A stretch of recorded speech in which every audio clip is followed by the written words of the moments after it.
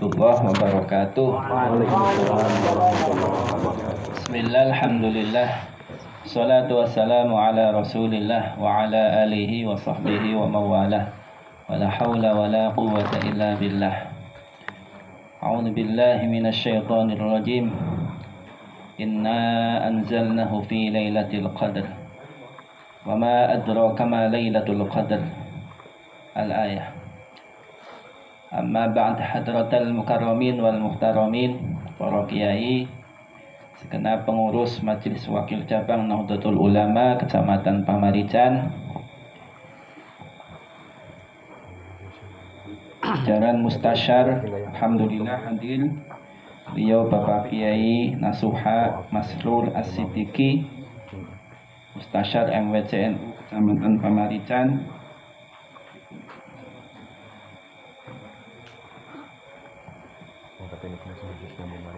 jajaran Suriah, Tangfidiyah, iki sedaya pengurus ranting Nahdlatul Ulama Desa Sidaharja, kang kula hormati sedaya kiai ingkang rawuh wonten menika saung santri Desa Sidaharja ingkang dipun asuh dening Al Mukarram Akhinal Karim Kiai Aris Muhammad Haris, yang kami hormati segenap sahabat Ansor Banser yang hadir pada kesempatan malam hari ini. Hadanallah wa iyyakum ajma'in. Pertama-tama marilah kita panjatkan puji syukur kehadirat Allah Subhanahu wa taala biqaulina alhamdulillahirabbil alamin, yang telah banyak sekali memberikan nikmat, wabil khusus a'dhamun nikmah, nikmat iman. Semoga kita semua husnul khotimah, Allahumma amin. Salawat dan salam semoga tetap tercurahkan pada junjungan Nabi Agung Muhammad sallallahu alaihi wasallam. Para bapak, para kiai sedaya, mohon izin untuk menyampaikan sebagaimana yang tadi sudah diberikan waktu oleh pembagi acara juga dari Sahibul Bait. Kegiatan malam hari ini yaitu bedah buku katanya. Malam hari ini membawa judul Dinamika Tafsir Al-Quran. Pada tahun sebelumnya kita sudah membahas buku Kaidah Tafsir Al-Quran. Kemudian tahun sebelumnya sudah mengkaji tema-tema pokok ilmu ma'ani Al-Quran. Sejatinya setelah nulis ini ada buku lagi. Ini buku haji, tapi nggak mungkin nanti dikira panduan manasik haji kayak mau haji. Ini selesai bulan September. Saya niati karena mohon doanya mau pergi haji tahun 2025. Saya niati nulis meskipun belum sampai. Saya niati nulis, saya mengkaji beberapa kitab madhab Syafi'i terkait rukun haji, wajib haji, sunnah haji, yang akhirnya menghasilkan buku panduan manasik haji dan umroh jalan menuju Baitullah. Ini selesai ditulis pas ulang tahun istri saya 5 September. Makanya di sini nanti kata pengantarnya 5 September 2024. Mohon maaf yang jomblo nih.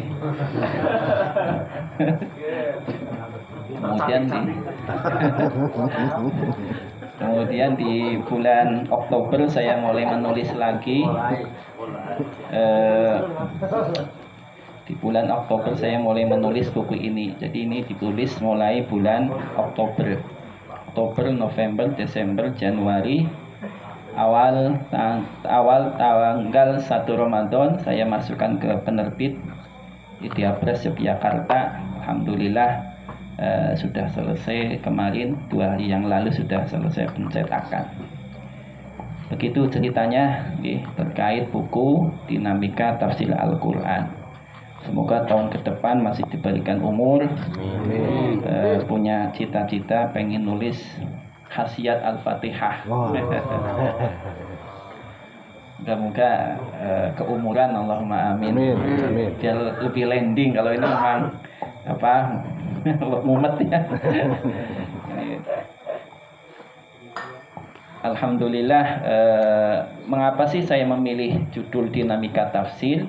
Karena memang Al-Quran itu kitab yang dihikmai dari zaman Nabi Muhammad SAW sampai zaman sekarang dihikmai, dibaca, dikaji, dan Al-Quran itu adalah kitab yang paling banyak dibaca, paling dihikmai, dikaji, dibaca, dipelajari. Yang paling banyak adalah Al-Quran. Gak ada yang menandingi. Hari ini aja 350.000 majelis khataman Quran. Al-Quran dari zaman Rasul sampai zaman sekarang terus dikhidmai dengan bermacam-macam model, pendekatan, metode, kecenderungan. Makanya di covernya ini banyak sisi. Ini ada filosofisnya, bahwasanya Al-Quran itu bisa didatangi dari beberapa sisi. Al-Quran bisa didatangi dari beberapa sisi. Sisi kanan, sisi kiri, sisi atas, sisi bawah, semuanya bisa menemukan mutiara di dalam Al-Quran. Orang yang suka fikih bisa mengkaji Al-Quran, maka menghasilkan tafsir fikih, tafsir ahkam. Orang yang senang tasawuf bisa mendekati Al-Quran, maka muncul tafsir sufi.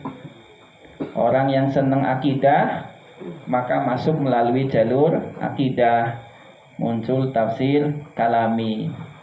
Orang yang cenderung sains, ilmiah, belajar fisika, biologi, mendekati Al-Quran, maka muncul tafsir ilmi.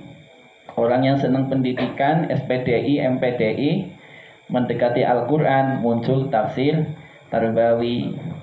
Orang yang esos, MHUM, mendekati Al-Quran, muncul tafsir ijtimai, tafsir sosial. Orang yang senang ekonomi, mendekati Quran, muncul tafsir iktisadi, ekonomi, dan lain sebagainya. Ini luar biasanya Al-Quran. Karena Al-Quran itu bagaikan mutiara yang punya banyak sisi. Dari manapun Anda masuk, maka akan menemukan keindahannya.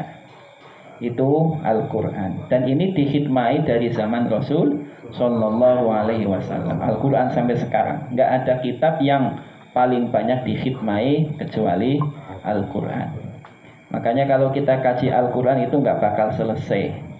Seandainya bedah buku sampai kiamat itu nggak bakal selesai. Ada banyak sekali ilmu-ilmu Al-Quran. Ambil saja satu ilmunya saja, namanya Al-Quran itu ulumul Quran, ilmu-ilmu Quran. Ambil saja satu ilmunya, I'jaz Al-Quran, itu bisa sebulan nggak selesai kajiannya. Ilmu I'jaz Al-Quran, ilmu kemukjizatan Al-Quran, ataupun ilmu bahasanya Al-Quran, itu bisa jadi satu buku yang sangat tebal. Juga bisa berbulan-bulan, bertahun-tahun untuk mengkajinya. Nah, buku ini berupaya memotret ragam metode sejak zaman Rasul sampai zaman sekarang. Kemudian memotret kecenderungan penafsiran, juga memotret teknik dalam menafsirkan Al-Quran. Juga nanti banyak sekali madhab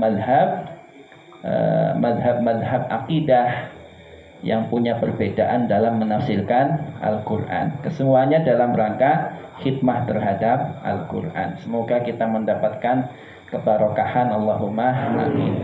Insya Allah selama kita mau mengkaji Al-Quran, hidup kita akan barokah. Karena Al-Quran adalah kitabun anzalnahu mubarakun, kitab yang barokah. Yang mengkajinya pasti mendapatkan barokah.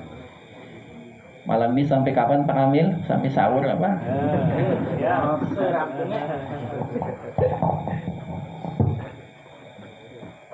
para kiai, para bapak hati semua. Pertama, mari kita buka dengan bacaan suratul Fatihah. Semoga mendapatkan keberkahan Al-Quran, yang nantinya kita akan mendapatkan syafaat Al-Quran. Allahumma amin. Al-Fatihah. A'udzubillahi minasyaitonir rajim. Bismillahirrahmanirrahim. Alhamdulillahirabbil alamin. Ar-Rahmanir Rahim. Maliki yaumiddin. Iyyaka na'budu wa iyyaka nasta'in. Ihdinas siratal mustaqim. Siratal ladzina ghairil maghdubi 'alaihim waladdallin. Rabbi firli wal walidayya. Buku ini saya kasih judul Dinamika Tafsir Al-Quran, Tahapan, Metode, Teknik, dan Kecenderungan Penafsiran. Mengapa dinamika? Karena penafsiran Al-Quran itu senantiasa berkembang, tidak statis, tidak mandek, tetapi terus bergerak menyesuaikan dengan zaman, terus bergerak metode-metode penafsiran Al-Quran. Itu bukti bahwasanya ulama itu punya fokus yang sangat luar biasa untuk terus bisa menafsirkan Al-Quran, menjadikan Al-Quran sholihun likulli zaman wa makan. Al-Quran itu patut diterima di semua masa maupun di semua tempat. Pertama yaitu terkait tafsir. Tidak ada. Itu Pak Kamil kalau ngantuk nggak apa-apa ya Pak Kamil. Nah, terkait tafsir. Tafsir itu apa? Tafsir kalau kita tinjau dari sisi bahasa, tafsir itu maknanya adalah al-ibanah, penjelasan. Al-ibanah kemudian juga bisa bermakna al-kashfu, mengungkap, juga bisa bermakna menjelaskan. Jadi secara bahasa, tafsir itu maknanya berupaya mengungkap hal-hal yang sulit, mengungkap hal-hal yang belum jelas. Itu makna secara bahasa. Adapun secara istilah, sebagaimana disampaikan oleh Al-Imam Az-Zarkashi, bahwasanya tafsir itu adalah ilmu yufhamu bihi kitabullah al-munazzalu ala nabi Muhammadin sallallahu alaihi wasallam wa bayanu ma'ani wa istikhraju ahkamihi wa hikamihi. Bahwasanya tafsir itu adalah ilmu yang digunakan untuk memahami kitab Allah. Ya. Perangkatnya adalah ilmu tafsir. Agar kita mampu memahami kitab Allah, maka caranya adalah melalui pintu ilmu tafsir. Kemudian langsung aja ke tahapan tafsir. Tahapan tafsir dimulai dari masa Rasulullah Shallallahu Alaihi Wasallam di halaman 13. Tafsir itu sudah ada bersamaan dengan turunnya Al-Quran. Tafsir sudah ada semenjak zaman Nabi Muhammad Sallallahu Alaihi Wasallam. Nabi itu mendapatkan SK langsung dari Allah untuk menjelaskan Al-Quran. Langsung SK-nya dari Allah. Allah menurunkan Al-Quran, Nabi yang menjelaskan. Maka di masa Nabi, penafsiran Al-Quran itu terpusat kepada Nabi Muhammad Sallallahu Alaihi Wasallam selaku mufassir pertama, mufassir awal. Nabi menjelaskan Al-Quran melalui sabda Nabi, menjelaskan Al-Quran melalui perbuatan Nabi, menjelaskan Al-Quran melalui penetapan Nabi. Jadi apapun yang diucapkan Nabi, perbuatan Nabi, takrir Nabi itu bisa menjadi penafsir bagi Al-Quran.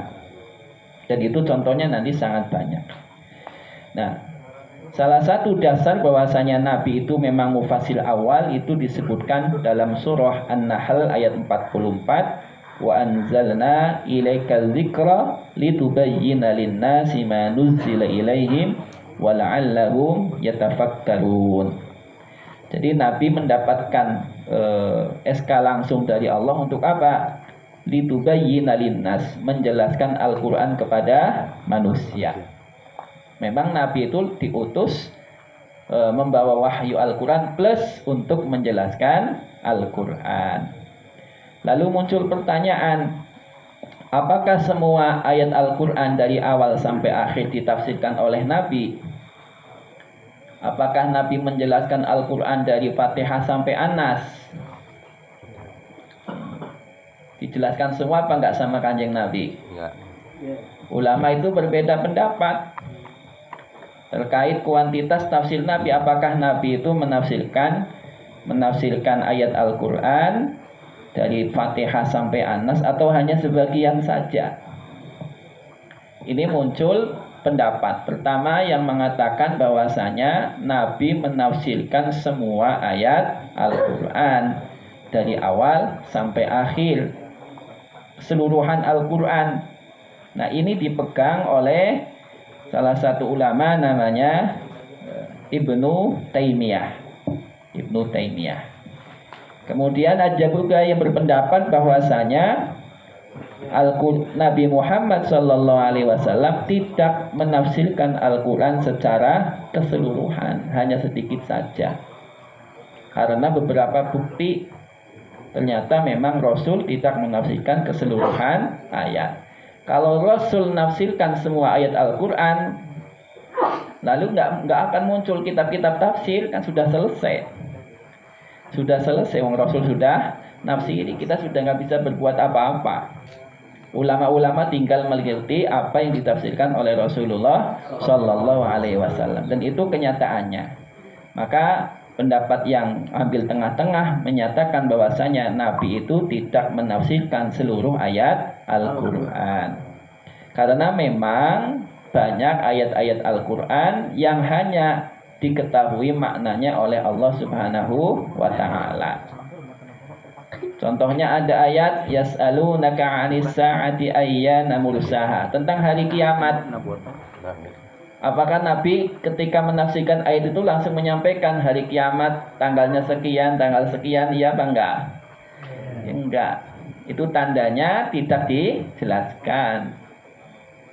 Kemudian ada alif lam mim, toha, kaf ha ya ain sod. Kira-kira maknanya apa itu? Wallahu alam bisawab, tandanya Nabi tidak menjelaskan. Oh, kalau begitu tidak semua ayat Al-Quran itu dijelaskan oleh Nabi Muhammad Sallallahu Alaihi Wasallam. Karena memang ada ayat Al-Quran yang hanya diketahui oleh Allah Subhanahu wa Ta'ala. Tidak semuanya.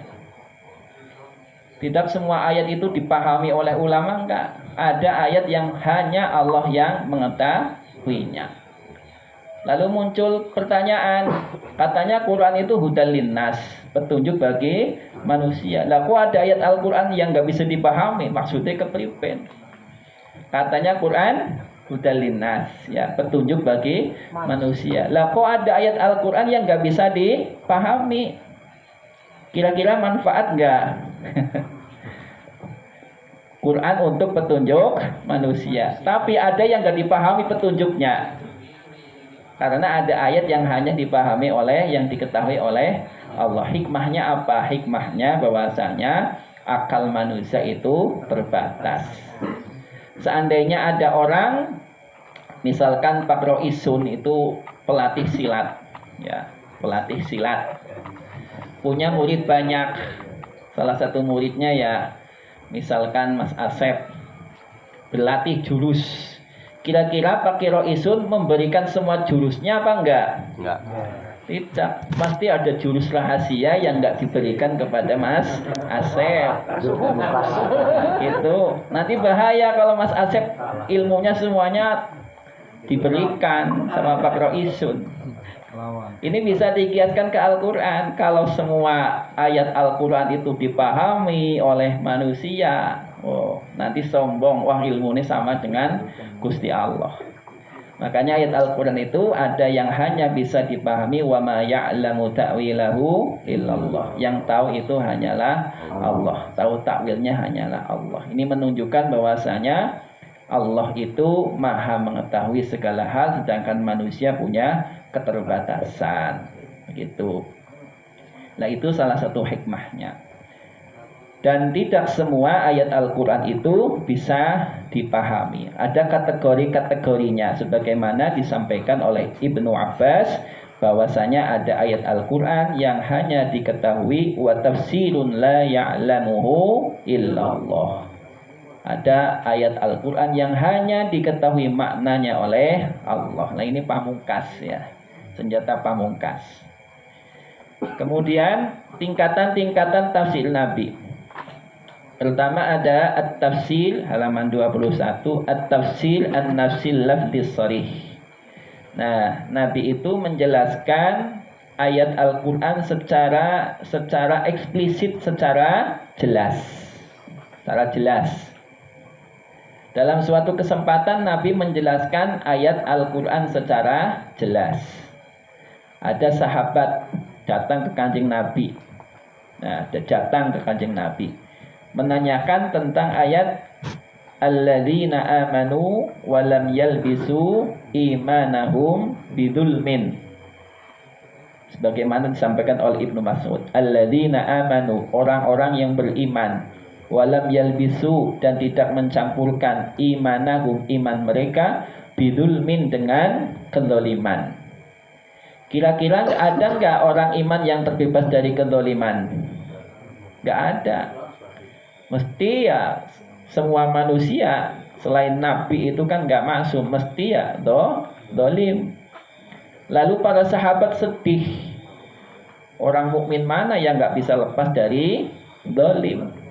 Kemudian Nabi menjelaskan bahwasanya dolim di situ maknanya adalah sesuai dengan ucapan Luqmanul Hakim, inna syirka, yang diabadikan dalam Al-Quran, inna syirka ladzulmun azim. Oh, kalau begitu zalim dalam ayat alladzina amanu walam yalbisu imanahum bidzulmin adalah iman yang tidak tercampuri dengan kesyirikan, bukan kezaliman maksiat, bukan. Begitu namanya at-tafsir an-nafsi. Nabi secara jelas menjelaskan Al-Quran. Kemudian ada yang tafsir maudhu'i, tafsir tematik. Tafsir tematik. Nabi enggak secara eksplisit, secara sharih menjelaskan ini tafsir ayat ini, enggak. Tetapi di beberapa kesempatan Nabi menjelaskan yang kaitannya dengan ayat tersebut. Misalkan ada ayat fa illam taf'alu wa lan taf'alu fattaqun narul lati waquduhan nasu wal hijarah, tentang neraka yang bahan bakarnya adalah manusia dan batu. Di beberapa kesempatan Nabi menjelaskan tentang neraka. Neraka itu seperti apa? Tidak secara eksplisit, secara langsung menjelaskan tafsir dari waquduhan nas wal hijarah. Tidak secara eksplisit menjelaskan tentang ayat tersebut. Tetapi di beberapa kesempatan Nabi itu menjelaskan tentang neraka. Nah, ini namanya tafsir maudhu'inya Nabi. Misalkan Nabi menceritakan tentang neraka, narukum hadhihi allati yuqidu ibnu adam juz'un min sab'ina juz'an min harri jahannam. Api kalian ini yang dinyalakan oleh anak cucu Adam adalah 1 dari 70 bagian panasnya neraka jahanam. Yang ada yang untuk nyalain rokok, ya, nyalain kompor itu baru 1 juz'un, baru 1 juz dari 70 bagian neraka jahanam. Kayak apa panasnya? Nah, ini secara langsung Nabi nggak jelaskan tentang ayat, enggak. Nabi nggak menjelaskan ayat fa illam taf'alu wa lan taf'alu fattaqun nar, tentang neraka. Tapi di beberapa kesempatan Nabi menjelaskan tentang neraka, dahsyatnya neraka. Salah satunya dalam riwayat bahwasanya api yang kita nyalakan, yang dinyalakan oleh anak cucu Adam itu hanyalah 1 dari 70 bagian panasnya neraka jahanam. Kemudian di beberapa hadis juga, misalkan idzastaddal harru fa'abridu bis-shalah fa inna syiddatal harri min fayhi jahannam. Karena panas yang menyengat itu adalah hembusan, baru hembusan dari jahanam, lebih hembusannya itu udah panas. Kemudian ada ayat, misalkan ayat araditum bil hayatid dunya minal akhirah, ayat tentang kehidupan dunia. Nabi nggak secara langsung jelasin ayat ini, tapi di beberapa kesempatan Nabi menjelaskan tentang dunia. Digambarkan dunia misalkan seperti orang menyelupkan jarinya di laut, kemudian diangkat jari itu, maka yang tersisa air di jari itu adalah gambaran dari dunia, sangat sedikit. Nabi nggak secara langsung jelasin itu. Kemudian ada juga tafsir bahasa. Nabi juga seringkali menjelaskan ayat Al-Quran dari sisi bahasa dan lain sebagainya. Nah, itu tentang tafsir Nabi, tingkatan-tingkatan tafsir Nabi. Kemudian bentuk tafsir Nabi di halaman 25. Yaitu pertama, bayanul gharib. Nabi itu seringkali menjelaskan hal-hal yang gharib, hal-hal yang masih belum jelas. Kemudian Nabi juga ta'yinul mubham. Ayat Al-Quran itu punya karakteristik ketika menjelaskan kisah-kisah itu enggak menjelaskan siapa namanya, tempatnya, di mana, waktunya, kapan. Enggak jelas. Siapa sih istrinya Fir'aun? Ya Imra'atu Fir'aun, itu ibu Fir'aun. Siapa sih nama istrinya Lut? Imra'atul Lut, ibu Lut, kayak gitu kan? Tidak menjelaskan siapa sih namanya. Siapa sih yang dinikahi Nabi Yusuf nantinya atau yang menggoda Nabi Yusuf? Imra'atul Aziz. Enggak jelas namanya. Zulaiha kan ya bukan di Quran gitu kan. Quran itu kan memang punya karakteristik menjelaskan kisah tanpa penjelasan nama, tanpa kejelasan tempat, tanpa kejelasan waktu. Cerita istrinya Abu Lahab, siapa namanya? Hammalatal Hatab gitu kan. Enggak dijelaskan nama-nama, itu namanya mubham. Namanya mubham. Dan Nabi hadir untuk menjelaskan hal-hal yang sifatnya mubham meskipun tidak secara keseluruhan. Nama-nama yang belum jelas disebutkan dalam Al-Quran dijelaskan oleh Nabi. Siapa sih yang disebut di sini? Ada ayat wajah rajulun min aqsal Madinah. Rajul, siapa sih rajul di situ? Laki-laki kan nggak dijelaskan di Quran. Karena memang Quran itu fokusnya pada hikmah dari kisah tersebut. Kita jangan sibuk mencari nama-namanya, tempatnya di mana gitu, tapi fokus pada hikmah dari kisah-kisah tersebut. Apa pelajaran yang bisa diambil dari kisah-kisah yang ada di dalam Al-Quran? Itu banyak sekali yang mubham, termasuk dalam kisah Nabi Sulaiman, ketika Nabi Sulaiman meminta pendapat untuk memindahkan istana seorang ratu. Bilqisnya nggak disebutkan, nggak disebutkan dalam Al-Quran. Hanya kemudian orang yang punya ilmu, waqala alladziina utul ilm, yang punya ilmu. Siapa sih punya ilmu? Nggak disebutkan dalam Al-Quran. Namanya mubham. Itu namanya mubham. Dan itu sebagian dijelaskan oleh Nabi Muhammad Sallallahu Alaihi Wasallam. Kemudian Nabi juga punya kedudukan untuk tahsisul am. Tahsisul am, sesuatu yang umum yang cakupannya tak terbatas itu dikhususkan oleh Rasulullah Sallallahu Alaihi Wasallam. Misalnya ada ayat yusikumullah fi auladikum lidzakari mislu hadzil unsayain, terkait bagian antara seorang anak laki-laki dengan anak perempuan. Dan itu kan tidak berlaku secara menyeluruh. Ada suatu keadaan di mana bagiannya tidak seperti itu, ataupun bahkan tidak mendapatkan. Misalkan ketika itu adalah putranya Rasulullah Sallallahu Alaihi Wasallam. La nurasu ma tarokna shadaqatun. Kemudian taqyidul mutlak. Mutlak itu nggak ada batasan. Misalkan ada ayat wasariqu wasariqatu faqta'u aydiyahuma. Ketika ada pencuri laki-laki, pencuri perempuan, maka faqta'u aydiyahuma, potong tangannya. Potong tangannya sebelah mana yang dipotong? Apa jarinya? Apa ugel-ugelnya? Apa dari sini atau dari sikunya? Kan gak dijelaskan sama Al-Quran. Hanya menyampaikan faqta'u aydiyahuma.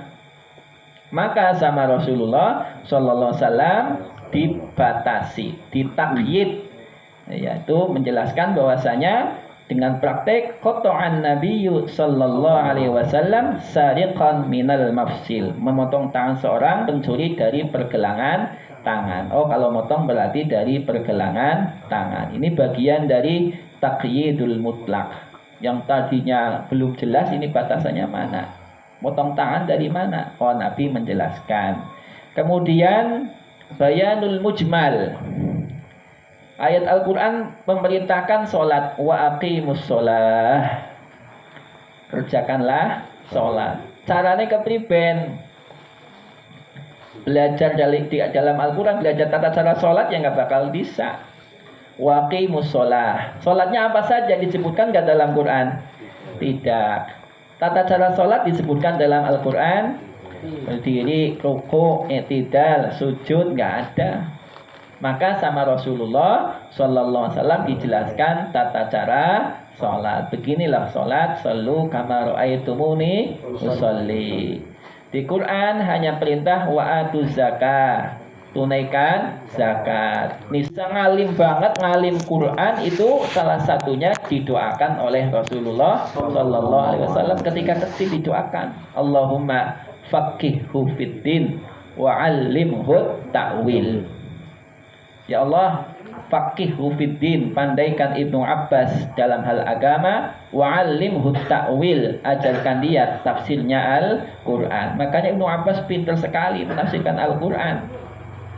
Umar, zamannya Umar bingung Al-Quran, mendatangkan Ibnu Abbas. Itu doanya Allahumma faqihhu fiddin wa 'allimhu ta'wil. Nah, itu berbarokah doanya Nabi Muhammad sallallahu alaihi wasallam. Kemudian Ibnu Abbas itu orangnya rajin.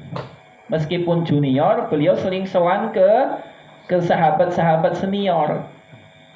Sahabat-sahabat senior keliling-keliling mengkaji Al-Quran, sehingga kealimannya itu luar biasa dalam hal Al-Quran. Kemudian ada sahabat lagi namanya Abdullah bin Mas'ud, Ibnu Mas'ud. Beliau juga sangat alim Al-Quran. Kalau baca Quran suaranya sangat indah, sangat bagus, sampai-sampai Rasulullah Shallallahu Alaihi Wasallam pernah memerintahkan Abdullah bin Mas'ud untuk membaca Al-Quran di hadapan Rasulullah Shallallahu Alaihi Wasallam sampai Nabi itu menangis. Itu Abdullah bin Mas'ud. Orangnya orang pendek, orangnya pendek. Termasuk sahabat yang sering dihina oleh siapa? Oleh Abu Jahal, sering dihina. Tapi beliau punya kelebihan dalam hal Al-Quran, suaranya bagus. Beliau juga termasuk ahli tafsir, Kemudian ada sahabat lainnya yaitu Ali bin Abi Thalib. Ali bin Abi Thalib karramallahu wajhah, menantunya Nabi. Beliau juga ahli tafsir Quran. Beliau mengatakan, saluni, pada tanya toh, sok silakan tanya tentang Al-Quran padaku. Saluni. Fa wallah la tas'aluni an syai'in illa akhbartukum. Apapun yang kamu tanya nanti saya ceritakan, saya beritahu. Wasaluni an kitabillah, tanyalah padaku tentang Al-Quran. Fa wallah ma min ayatin illa wa ana a'lamu abilailin nazalat am bin naharin am fi sahlin am fi jabalin. Tidak ada satu ayat pun kecuali aku mengetahui apakah ia turun pada malam hari atau siang hari, di dataran rendah atau di gunung. Itu Sayyidina Ali bin Abi Thalib. Semua ayat tahu ini turunnya sedang apa, ini malam turunnya atau siang, di dataran rendah atau di gunung. Itu Sayyidina Ali bin Abi Thalib tahu. Sedangkan umat zaman sekarang nggak tahu sama sekali nih. Ini turunnya di mana gitu. Ini Sayyidina Ali bin Abi Thalib. Sampai tahu semua seluk-beluk Al-Quran. Kapan turunnya, di mana turunnya, gitu. Di dataran rendah atau di dataran tinggi. Termasuk Abdullah bin Mas'ud tahu sababun nuzul semua ayat. Sababun nuzul itu nggak terlalu banyak, paling hanya 15% dari keseluruhan ayat. Jadi hanya 15%. 80% itu isinya tentang akhlak yang tidak disertai oleh sababun nuzul, karena memang murni untuk memberikan pencerahan, petunjuk kepada umat manusia. Kemudian ada sahabat lagi Ubay bin Ka'ab yang juga punya kehebatan dalam tafsir Al-Quran.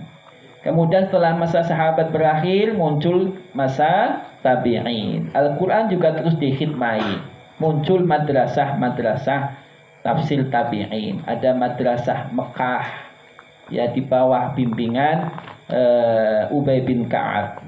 Ada madrasahnya di Madinah. Madrasah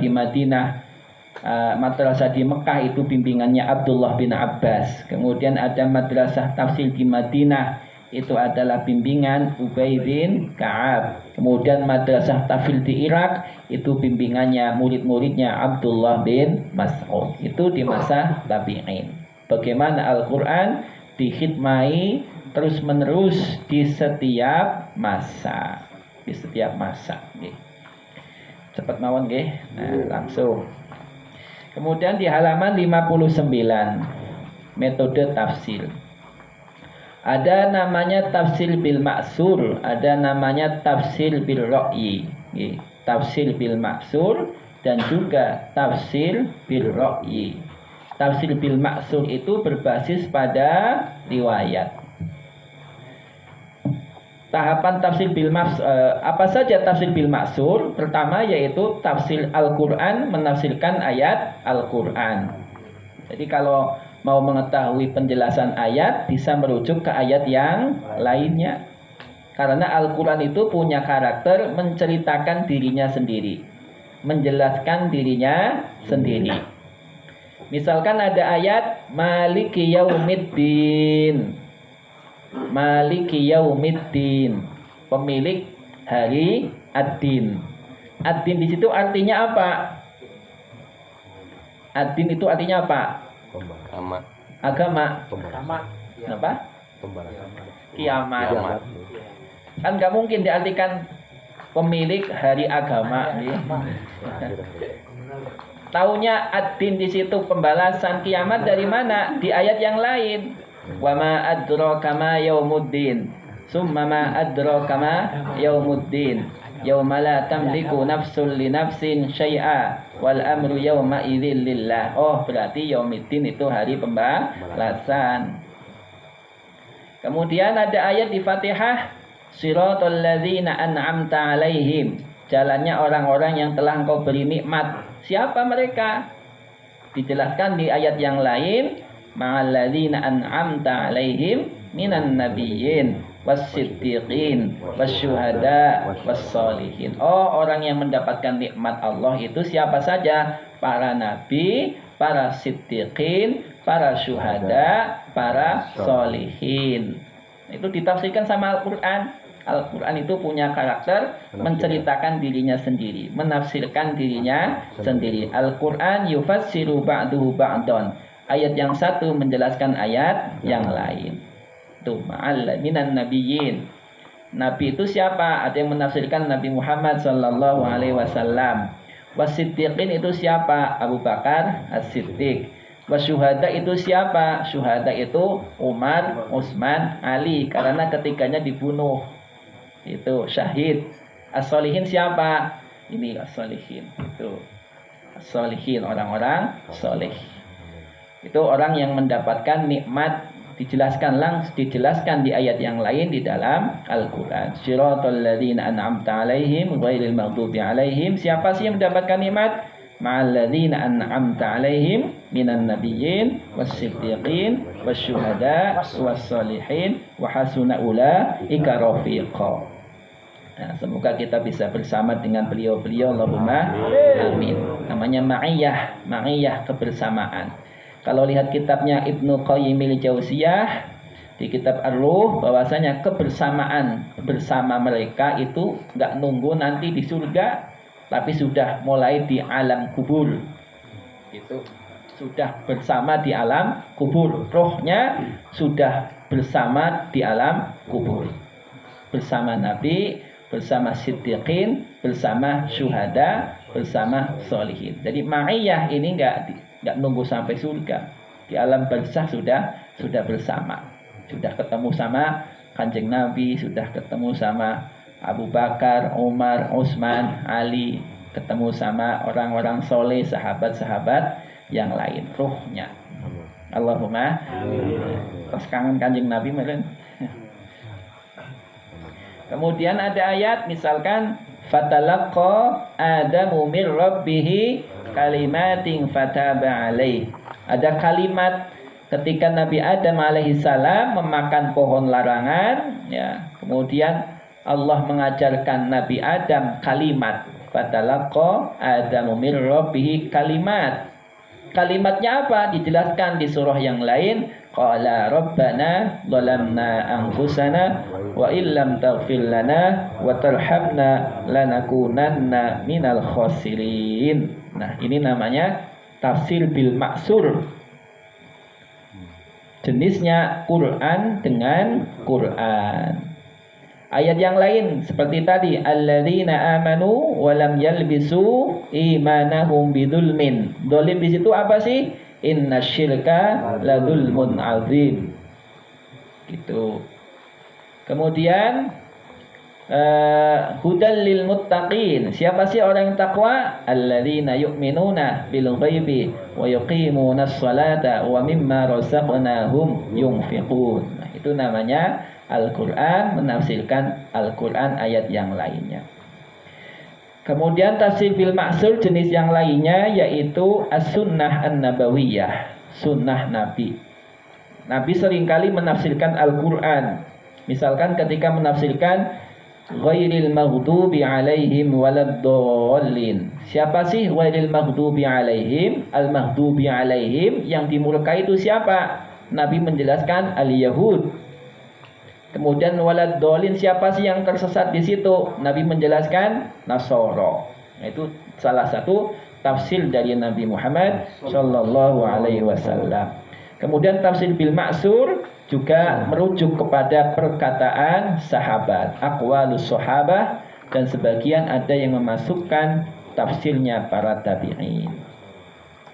Para hadirin yang saya muliakan, tafsir bil maksur itu jenis tafsir yang paling bagus. Cuman juga memiliki kelemahan yang perlu diwaspadai.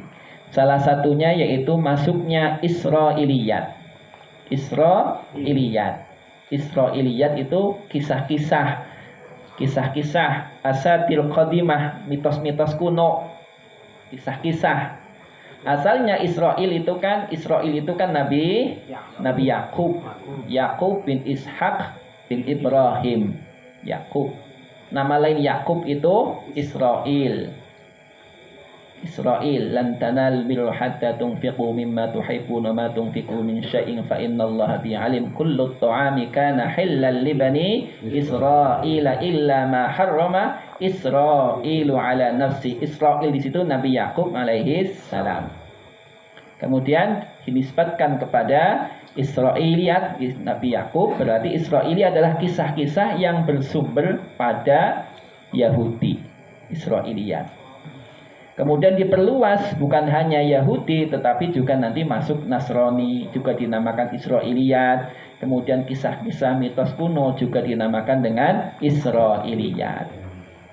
Karena tadi saya sampaikan bahwasanya Quran itu punya karakter tidak secara komplit menjelaskan kisah-kisah. Nah, kisah-kisahnya nggak komplit.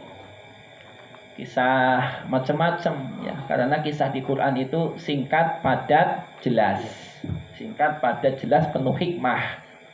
Yang diambil itu hikmahnya. Maka para penafsir itu ketika menafsirkan ayat, ini siapa sih namanya ya? Gitu. Rojul di sini siapa sih namanya?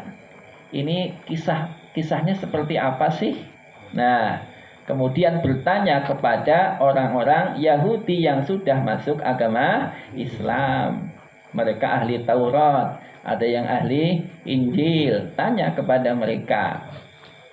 Salah satunya kisah Israiliyat, itu kisah tentang Nabi Adam alaihi salam dan juga Hawa ketika mereka memakan buah larangan. Dalam kisah Israiliyat, iblis itu bisa masuk ke surga melalui apa? Ular. Melalui ular masuknya. Tadinya ular itu binatang yang sangat indah sekali, disukai semua yang memandang. Ular itu binatang yang sangat indah. Itu dalam kisah Israiliyat. Gara-gara ular itu dipakai tubuhnya untuk bisa menggoda Adam sama iblis, ular dilaknat sama Allah, menjadi binatang yang menakutkan, kakinya nempel di badan gitu. Itu kisah Israiliyat. Kemudian perempuan sama Allah ya. Gara-gara Hawa itu memakan, maka semua perempuan ketika melahirkan itu sakit, merasakan sakit. Nah, ini adalah bagian dari kisah Israiliyat. Kisah Israiliyat yang perlu diwaspadai. Ini banyak sekali di kitab-kitab tafsir. Salah satunya di kitab tafsir At-Tabari itu banyak sekali kisah-kisah Israiliyat. Ada kisah Israiliyat yang bisa diterima, ada kisah Israiliyat yang harus ditolak karena bertentangan dengan syariat. Itu tafsir bil maksur. Kemudian ada tafsir bil ra'yi, tafsir yang mengunggulkan ijtihad. Meskipun dalam tafsir bil ra'yi ya ada riwayatnya, cuman yang lebih dominan adalah ijtihad. Kemudian halaman 75. Teknik penafsiran. Dalam menafsirkan Al-Quran, ulama itu menggunakan banyak cara. Paling tidak ada 4. Pertama ijmali, kedua tahlili, ketiga muqarin, yang keempat maudhu'i. Ijmali itu menjelaskan Quran secara global. Contoh kitab tafsirnya apa? Tafsir Jalalain. Kan jelasinnya singkat-singkat sekali itu. Singkat-singkat sekali. Namanya ijmali, menjelaskan secara global, hanya singkat padat. Ijmali. Nanti ada lagi tafsir tahlili, menjelaskan Al-Quran secara perinci, maka kitab tafsirnya tebal-tebal. Ada tafsirnya Fakhrur Razi sampai puluhan jilid. Bisa dibayangkan ya, ulama zaman dulu masih terbatas, nulis sampai puluhan jilid tanpa footnote, catatan kaki. Nulisnya bur kayak gini langsung, luar biasa. Namanya Fakhrur Razi. Imam Fakhrur Razi yang punya kitab Mafatihul Ghaib, kunci-kunci gaib. Luar biasa. Tafsir Kabir itu puluhan jilid loh. Itu ulama Ahlussunnah wal Jamaah. Itu puluhan jilid, 34 jilid kitabnya, itu tebal sekali. Satu ayat itu bisa dikaji dengan banyak masalah. Fihi masail. Di sini ada beberapa masalah, di sini ada beberapa masalah. Luar biasa. Kayak apa ulamanya kayak gitu. Zaman dulu belum masih terbatas pena, masih terbatas semuanya masih terbatas. Bisa nulis puluhan jilid. Kemudian ditahqiq, diterbitkan. Makanya ada tafsir tahlili, tafsir yang analitis. Kemudian ada tafsir lagi At-Tabari, tafsir Ibnu Katsir, itu tebal-tebal. Kemudian yang zaman sekarang ada tafsir At-Tahrir wa Tanwir karya Ibnu Asyur. Kemudian ada tafsir Al-Misbah Indonesia punya Profesor Dr. Quraish Shihab, 15 jilid. Itu 15 jilid. Luar biasa. Kemudian sekarang ada ulama dari Mekah, aslinya Ethiopia, namanya Syekh Al-Harori, punya kitab Tafsir Hadaiqur Rauh war Raihan, 35 jilid. 35 jilid, luar biasa ulama. Ini mah cuman satu jilid ini. Satu jilid. Besok bikin. Cuman satu jilid. Ulama sampai puluhan jilid. Hidupnya memang untuk ilmu, hidupnya untuk agama. Seperti ulama itu apa, ulamanya sifatnya ulama yang humul, itu Syekh Amin Al-Harari. Humul itu menyembunyikan diri dari kemasburan, nggak mau bedah buku kayak gini, nggak mau. Nggak mau. Jadi mastur. Tapi nulis kitab banyak sekali, hadis, nahwu, sorof, tafsir, puluhan jilid. Namanya Syekh Amin Al-Harari. Syekh Amin Al-Harari, kalau nanti jenengan lihat di Google itu di mana, di sorban ditutup kepalanya itu ada pohon, dikasih daun di sini, dikasih daun. Orang Ethiopia pindah ke Mekah, memilih jalur humul, tidak pernah seminar-seminar, ya nggak ada seminar-seminar, enggak. Itu kan jalur masyhur, ulama yang milih jalur masyhur. Itu jalurnya humul, menyembunyikan diri dari ketenaran, tapi karyanya luar biasa. Beda dengan misalkan Syekh Wahbah Zuhaili, itu jalurnya jalur masyhur, seminar keliling dunia, ngisi kajian, nulis banyak kitab, menyebarkan ilmu, gitu, keliling dunia. Itu Syekh Wahbah Zuhaili. Kitabnya juga banyak, punya tafsir Al-Munir yang berpuluhan jilid, kemudian dalam fikih Al-Fiqhul Islami wa Adillatu. Tapi beliau masyhur, jalurnya jalur masyhur. Jangan tinggal milih mau jalur masyhur apa mastur. Mastur bae lah. Mastur tapi nggak dapat apa. Nggak ada.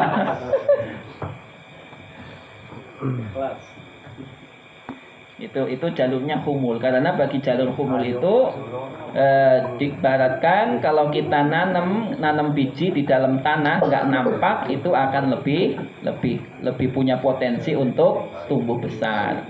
Tapi kalau jalur masyhur berarti nanam bijinya di atas tanah, terkadang dipatuk sama ayam. Gitu. Tapi ya keduanya bagus, jalur masyhur ataupun mastur, tergantung pilihan masing-masing. Itu juga sampai berjilid-jilid. Namanya metode tafsir tahlili, analitis, dijelaskan sababun nuzul, dijelaskan kosakatanya, dijelaskan tafsir secara global, kemudian ditafsirkan secara panjang lebar. Makanya kitabnya sampai puluhan jilid, seperti tafsirnya Fakhrur Razi, fihi kullu syai'in. Tafsirnya Fakhrur Razi itu dijuluki fihi kullu syai', di dalamnya ada semuanya. Fihi kullu syai'. Di dalam kitabnya beliau Ar-Razi ada semua. Mau tanya apa? Akidah ada, fikihnya ada, sainsnya ada, sosialnya ada semua.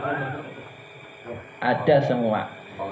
Itu kan. Nanti bisa dibaca lah, kitabnya sudah ada, itu PDF-nya sudah banyak sekali. Luar biasa. PDF-nya sudah banyak sekali. 30-an jilid. Puluhan jilid itu PDF, tinggal covernya saja. Nanti kalau kita baca, jenengan baca itu gedek-gedek luar biasa Quran, yakin luar biasa. Iya, kalau bisa bacanya. Ya. Satu ayat bisa masailnya banyak sekali. Masail, rahasia-rahasia Al-Qur'an, rahasia bahasa, hikmah-hikmahnya luar biasa. Itu benar-benar wali itu mah, ya. Jadi nulis buku, nulis kitab itu udah dicor, ilmunya udah disorkan dari Allah langsung itu. Ulama zaman dulu. Nah, kemudian ada tafsir tahlili tadi. Tafsir tahlili itu tafsir secara rinci. Makanya kitab-kitab yang dihasilkan itu tebal sekali. Bukan hanya di kalangan Ahlussunnah wal Jamaah, di kalangan Syiah juga banyak menulis kitab tafsir. Kemudian ada tafsir Muqarin halaman 92. Muqarin itu artinya perbandingan, membandingkan ayat satu dengan ayat lainnya. membandingkan pendapat ulama satu dengan ulama yang lainnya, membandingkan kitab tafsir satu dengan tafsir yang lainnya. Kemudian terakhir yaitu di halaman 102 ada tafsir maudhu'i, tafsir tematik, namanya tafsir tematik atau tafsir maudhu'i. Misalkan wanita dalam Al-Quran, al-mar'ah fil Quran. Bagaimana sih pandangan Al-Quran tentang perempuan? Maka dikumpulkan ayat-ayat tentang perempuan. Al-fitnah fil Quran, fitnah dalam Al-Quran. Kumpulkan ayat-ayat tentang fitnah di dalam Al-Quran. Az-zakah fil Quran, zakat dalam Al-Quran. Kumpulkan ayat-ayat tentang zakat di dalam Al-Quran. Komunikasi dalam Al-Quran, kumpulkan ayat-ayat tentang komunikasi dalam Al-Quran. Itu. Jadi ada nikah dalam perspektif Al-Quran, kumpulkan ayat-ayat tentang nikah. Itu namanya tafsir maudhu'i atau tafsir tematik. Itu. Maka muncul banyak sekali tafsir-tafsir tematik sebagai solusi dari permasalahan sosial. Termasuk permasalahan zaman sekarang, berita hoaks yang menyebar, bagaimana pandangan Al-Quran. Nah, itu namanya tafsir maudhu'i, tematik. Kemudian di halaman langsung kecenderungan penafsiran 119,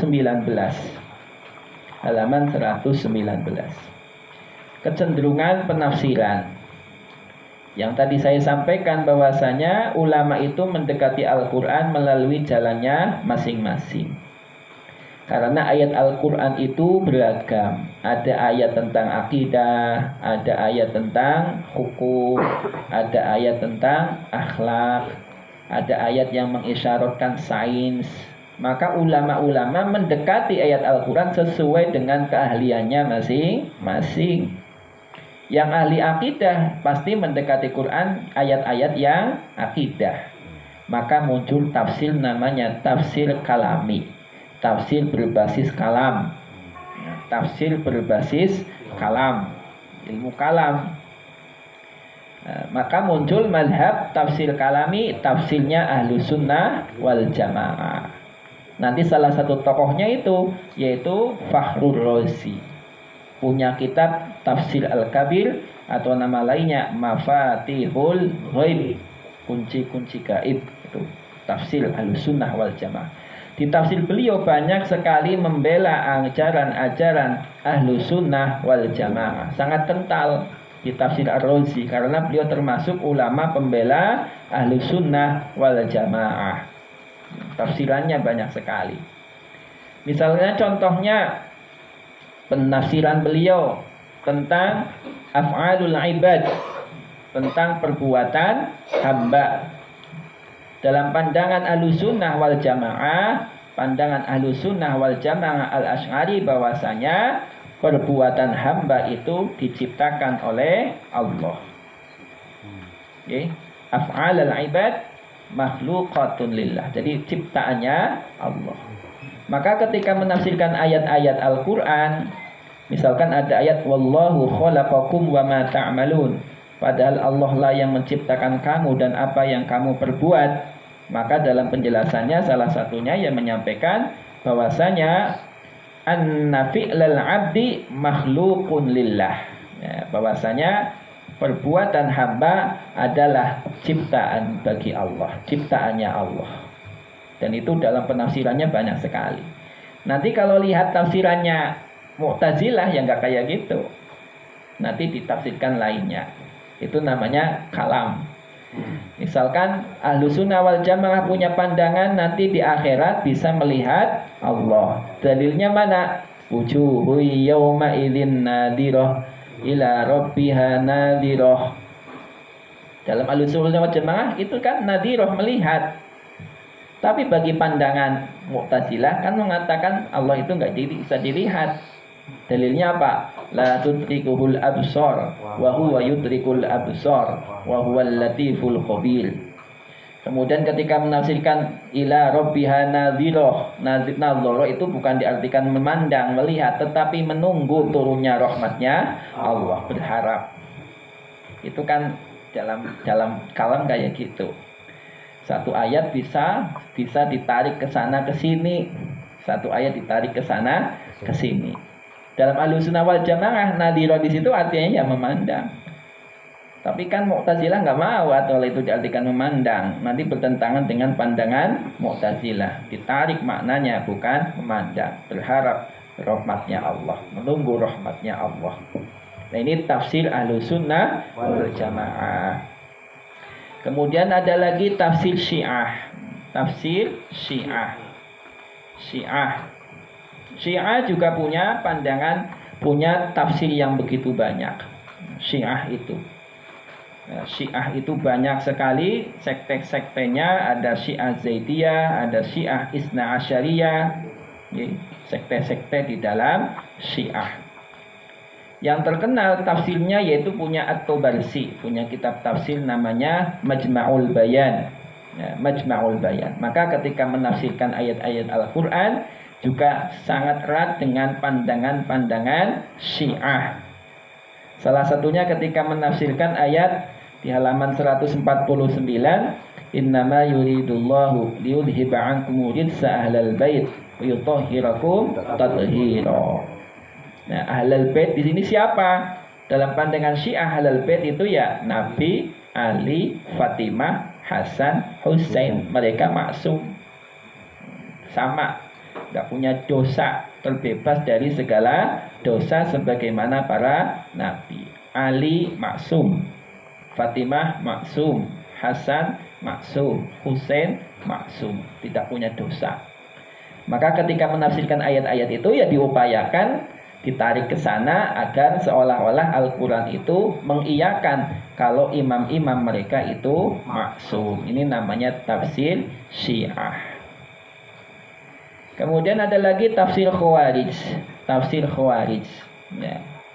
Saya jelaskan kisahnya Khawarij dari awal. Ketika terjadi perang antara Sayyidina Ali dengan Muawiyah, kemudian terjadi arbitrase, terjadi tahkim, ada orang-orang yang tidak setuju dengan tahkim, kemudian keluar barisan, namanya Khawarij, orang yang keluar barisan. Ini ekstrim sekali nih Khawarij. Dikit-dikit kafir, dikit-dikit sesat, ya, pokoknya sangat ekstrim ini Khawarij. Nah, sayangnya Khawarij ini dalam menafsirkan Al-Quran juga sembrono sekali, sangat sembrono, sangat tidak berdasar. Dikit-dikit kafir. Contohnya misalkan ketika menafsirkan ayat tentang haji, walillahi 'alan nasi hajjul baiti man istata'a ilaihi sabila wa man kafara fa innallaha ghaniyyun 'anil 'alamin. Orang yang enggak mau haji kafir. Ini orang Khawarij. Yatim, maka dia menelan api dalam perutnya. Bagi Khawarij, kalau enggak memakan, ya enggak masuk neraka.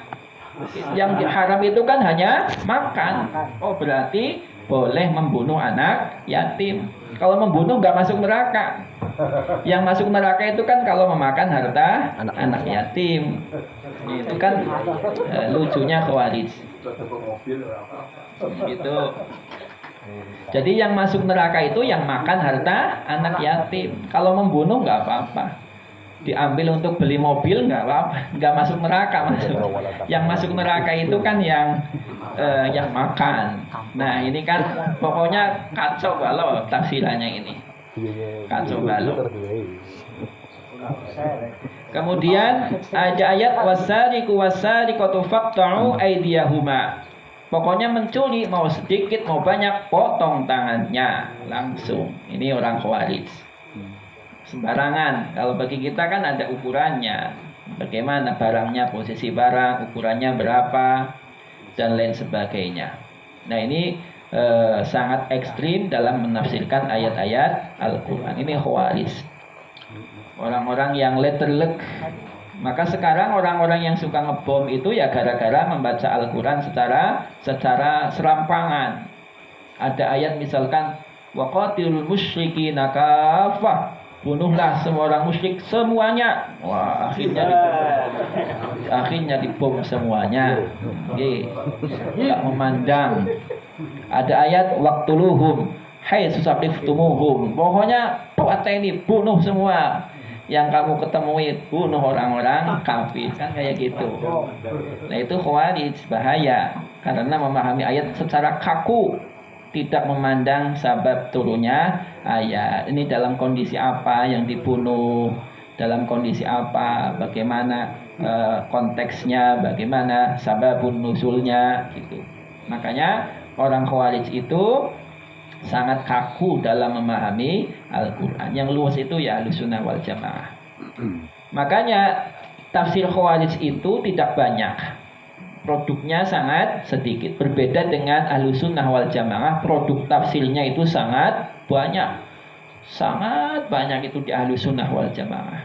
Di Syiah juga banyak. Syiah juga kreatif, nulis kitabnya banyak. Di Ahlussunnah wal Jamaah punya ulumul Quran. Syiah juga punya ulumul Quran.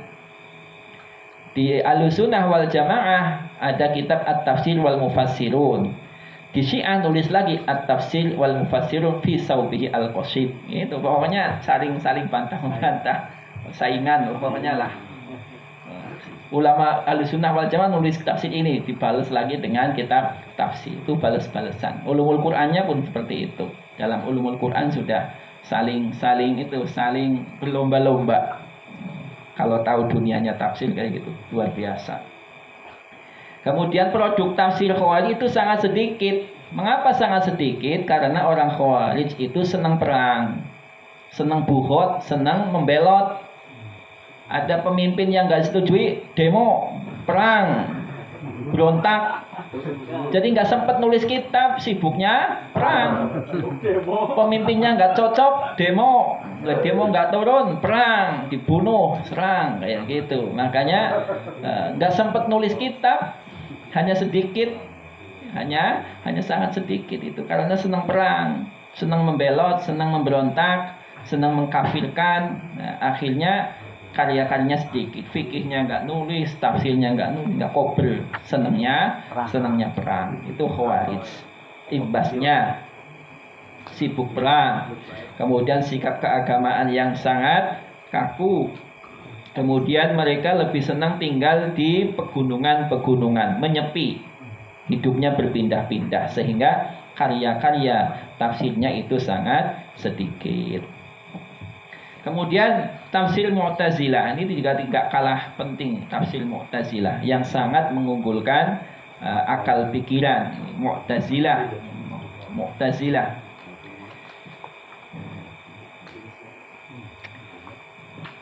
Dalam pandangan Mu'tazilah, tafsirannya juga banyak berbeda, ya. Banyak perbedaan terkait penafsirannya sesuai dengan pandangan dari Mu'tazilah. Kayak tadi misalkan di halaman 168, wujuhu yawma ilin nadhirah ila rabbiha nadhirah. Mu'tazilah itu punya pandangan Allah itu nggak bisa dilihat. Nadhirah di sini maknanya bukan melihat, tapi artinya adalah menanti, mengharapkan, menunggu nikmat dan kemuliaan. Nadhiroh. Kalau Ahlussunnah wal Jamaah, nadhiroh artinya kan melihat. Nadhara ila artinya melihat. Tapi bagi Mu'tazilah yang punya pandangan Allah nggak bisa dilihat, diartikan nadhar di situ adalah menanti, mengharapkan, menunggu nikmat dan kemuliaan. Gitu. Itu dasarnya Mu'tazilah. Kitab-kitab Mu'tazilah juga sangat banyak. Kemudian ada lagi selain tafsir kalami, ada tafsir fikhi, tafsir fikih.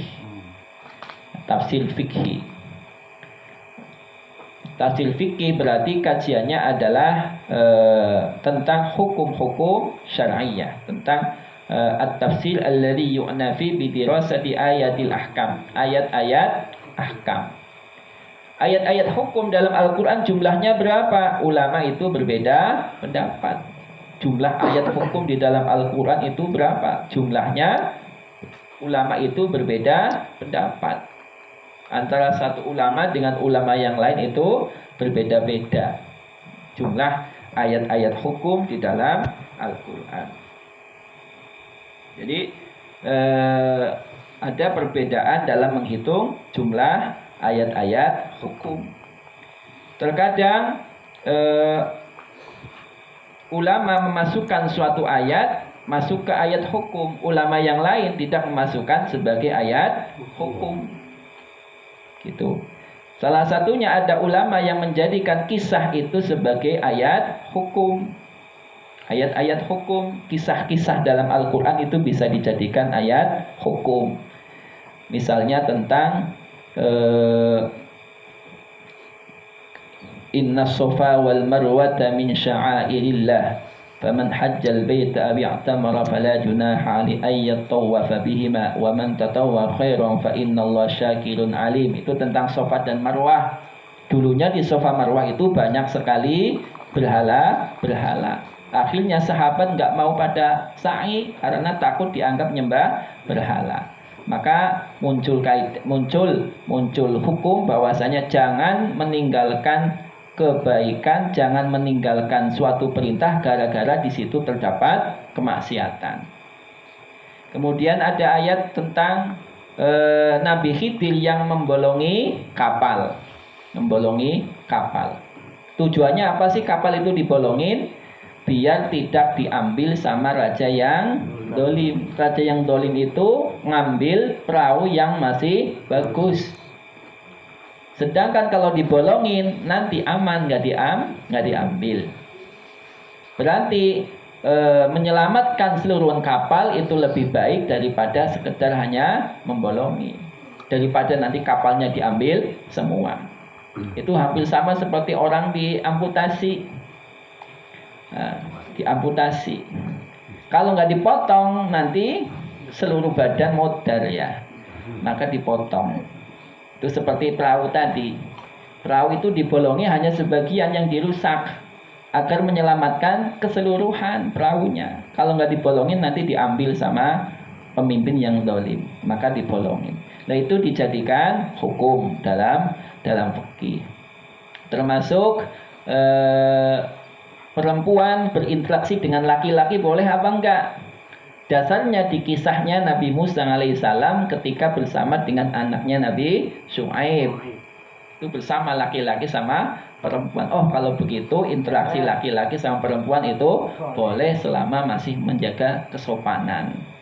Nah itu ayat kisah dijadikan sebagai dasar hukum. Ada yang enggak memasukkannya, ada yang memasukkannya. Sehingga jumlah ayat hukum itu berbeda-beda.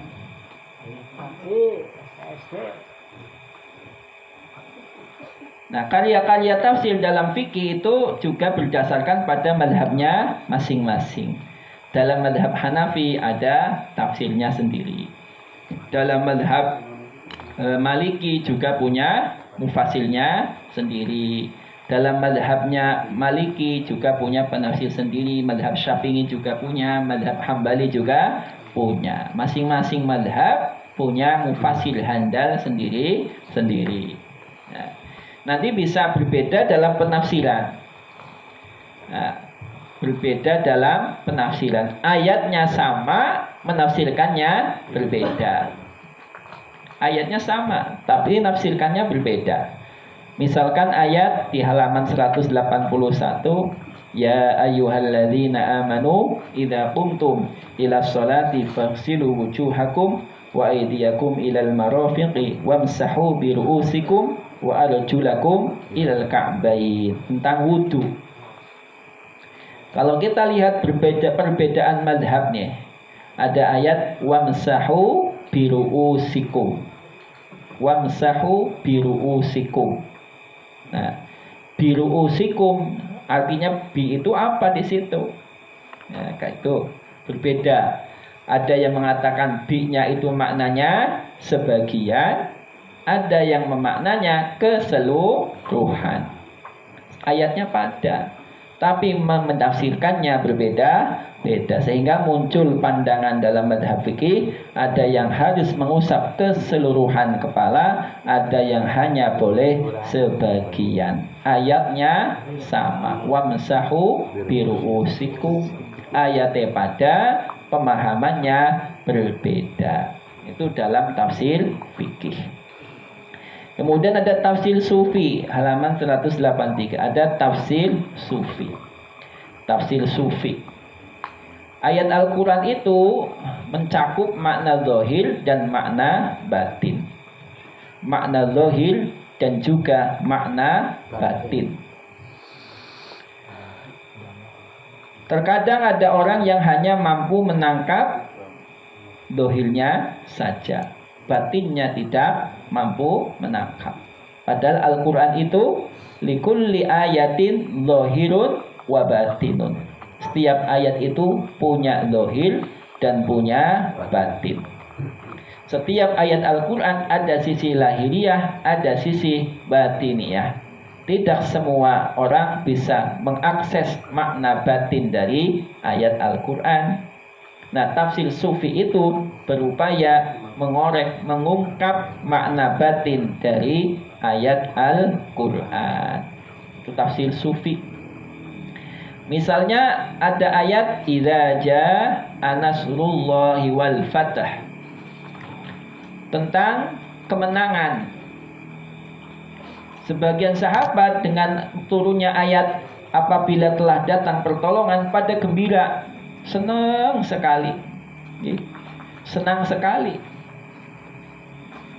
Senang sekali ada kabar bahwasanya pertolongan Allah itu datang. Senang sekali. Tetapi Umar itu malah nangis. Karena Umar tahu makna batinnya. Makna lahirnya menggembirakan karena datang pertolongan Allah, kemenangan. Sahabat yang lain pada senang, gembira. Tapi Umar malah nangis karena tahu makna batinnya. Makna batinnya apa? Bahwasanya Rasulullah Shallallahu Alaihi Wasallam tidak lama lagi meninggal. Itu makna batin. Termasuk ketika ayat turun al-yauma akmaltu lakum dinakum wa atmamtu alaikum ni'mati wa raditu lakumul islam madina. Sahabat senang banget karena agama Islam sempurna, telah disempurnakan oleh Allah pada hari itu. Tapi Umar nangis sesenggukan karena tahu makna batin ayat tersebut, menandakan ketika sudah sempurna maka Rasulullah Shallallahu Alaihi Wasallam akan dipundut oleh Allah Subhanahu wa Ta'ala. Inilah yang berupaya dikaji oleh para sufi, namanya tafsir sufi. Nah, gitu. Terus masih panjang nih, panjang gitu.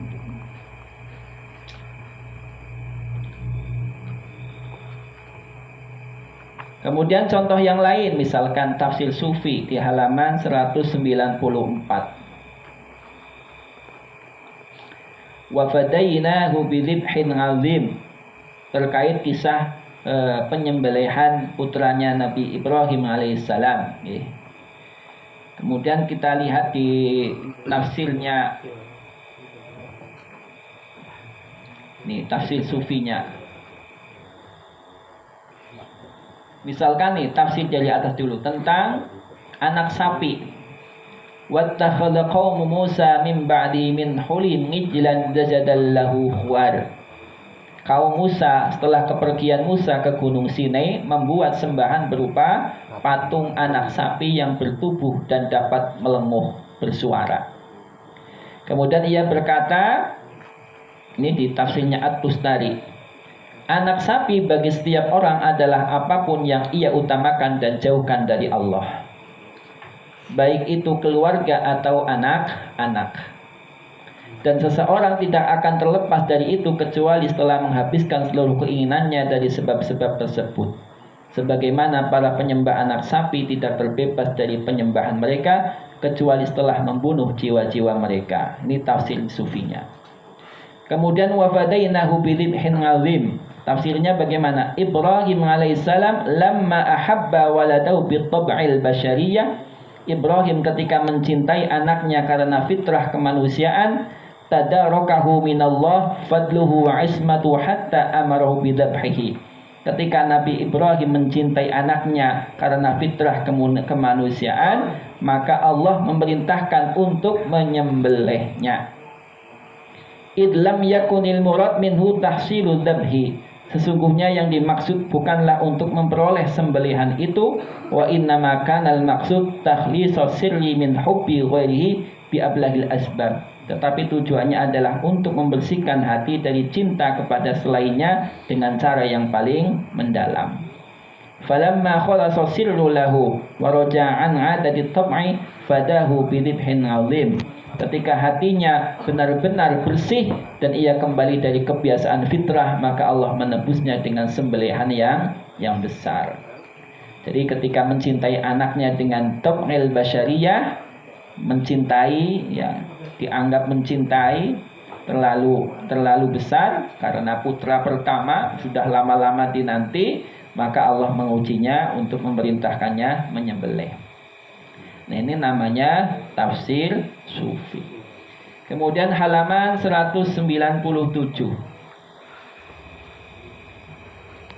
Tafsir lughawi, tafsir aspek bahasa. Dari sisi bahasa.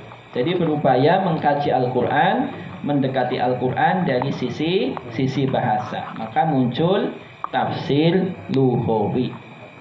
Maka muncul kitab-kitab yang bernuansa bahasa, ada Ma'ani Al-Quran, ada Balaghatul Quran, dan lain sebagainya. Itu banyak sekali tafsir-tafsir lughawi.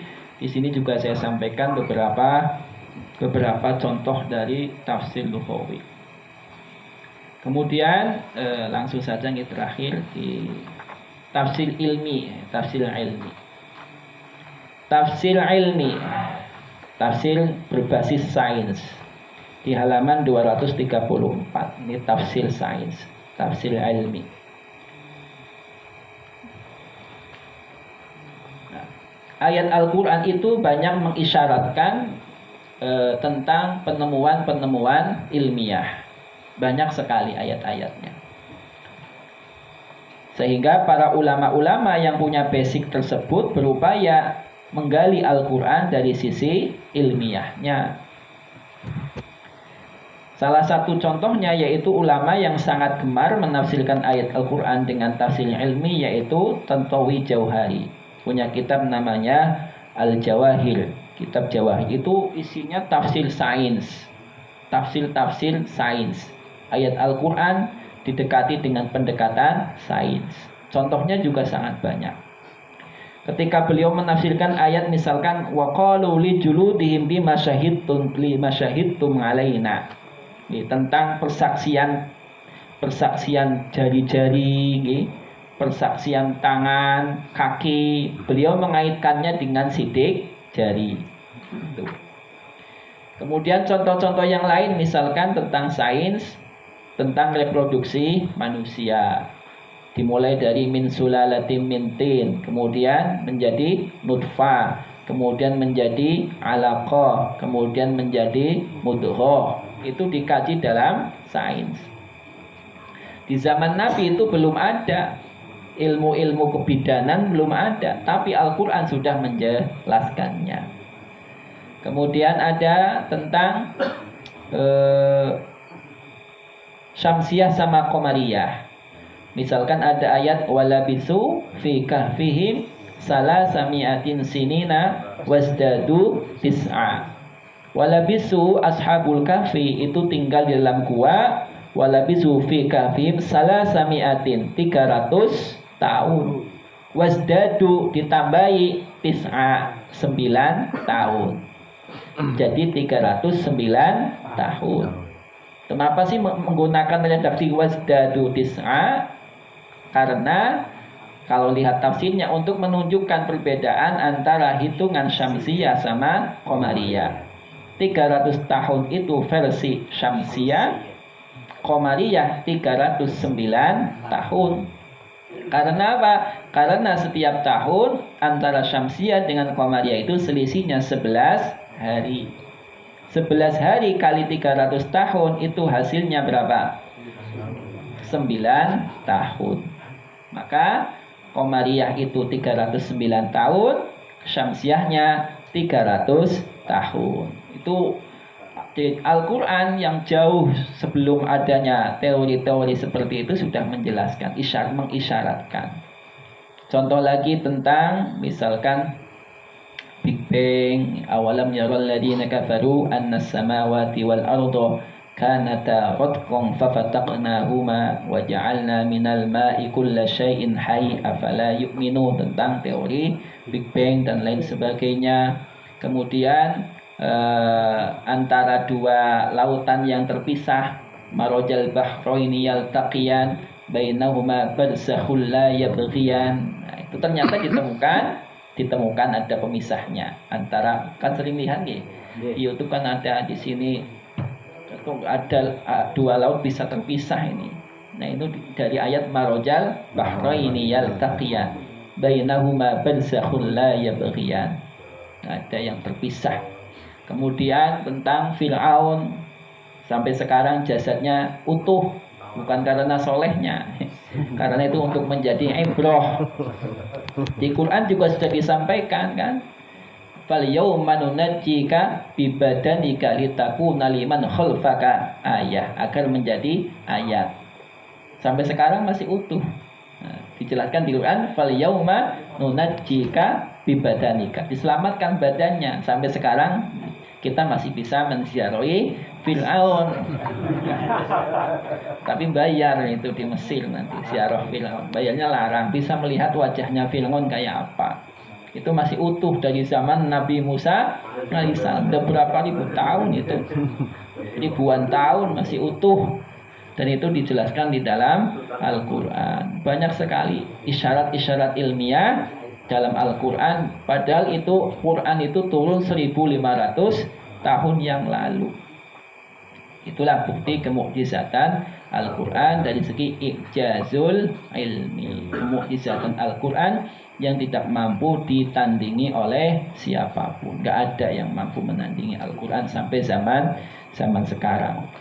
Kemukjizatan dari segi bahasa, kemukjizatan dari segi ilmiah, kemukjizatan dari segi pemberitaan hal-hal yang gaib, itu tidak ada yang mampu menandingi Al-Quran sampai zaman sekarang. Itu bukti bahwasanya Al-Quran itu benar-benar kalamullah min indillah. Itu barangkali sedikit yang bisa saya sampaikan. Semoga bermanfaat. Mohon maaf kurang terstruktur karena sudah lumayan malam. Pagi sudah subuh ya.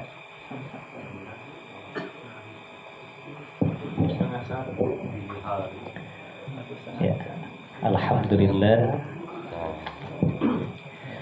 luar biasa apa yang telah beliau paparkan secara